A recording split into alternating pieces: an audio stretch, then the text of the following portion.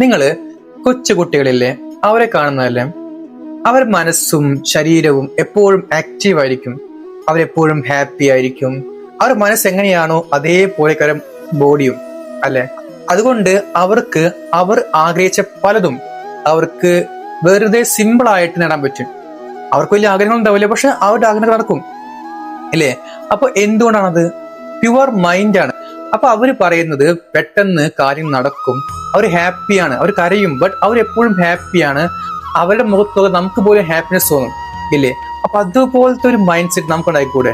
അങ്ങനെ നമ്മൾ ആയിക്കഴിഞ്ഞാൽ നമ്മൾക്കും നമ്മൾ ആഗ്രഹിച്ച പലതും എത്രയും വേഗം നേടുവാൻ സാധിക്കും. അതുകൊണ്ട് നിങ്ങൾക്ക് എന്തെങ്കിലും ഒരു ഗോൾ അച്ചീവ് ചെയ്യാൻ ആഗ്രഹമുണ്ടെങ്കിൽ നിങ്ങളുടെ മൈൻഡ് പ്യുവർ ആക്കാൻ ശ്രമിക്കുക. നിങ്ങൾ ആലോചിക്കുക, ഈ യൂണിവേഴ്സ് എത്ര മനോഹരമാണ്. യൂണിവേഴ്സ് നിങ്ങൾ നോക്കുക, ചുറ്റുപാട് നോക്കുക. നോക്കുമ്പോൾ കാണുന്നത് വളരെ മനോഹരമായ ഓരോ കാര്യങ്ങളാണ്.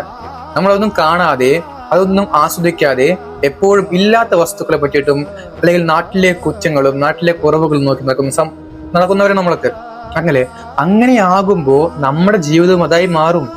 നിങ്ങളുടെ ജീവിതം എങ്ങനെയാണെന്ന് ഞാൻ പറഞ്ഞുതരാം.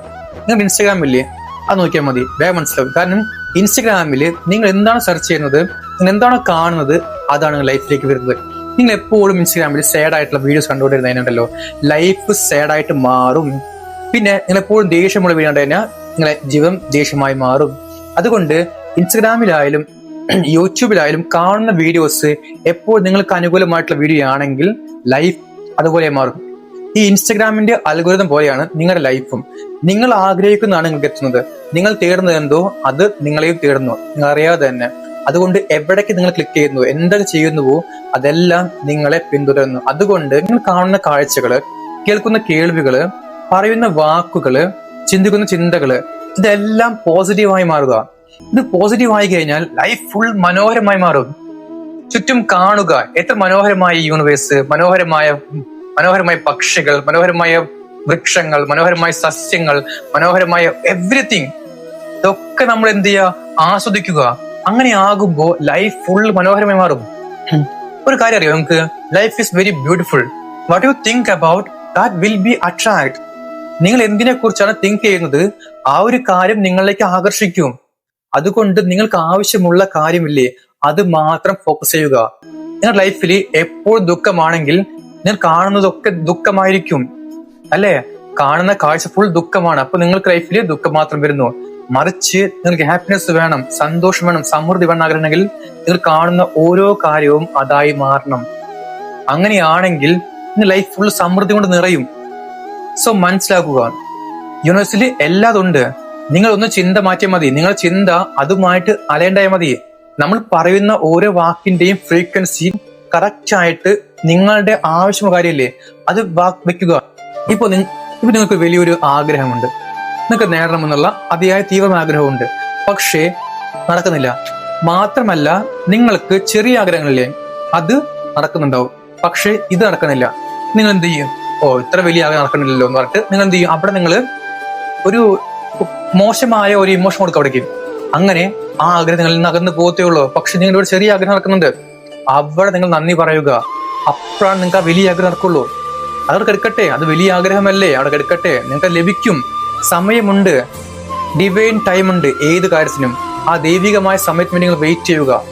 അപ്പോൾ നിങ്ങൾ ആഗ്രഹിച്ചതെല്ലാം നടക്കുന്ന സമയമാണത്.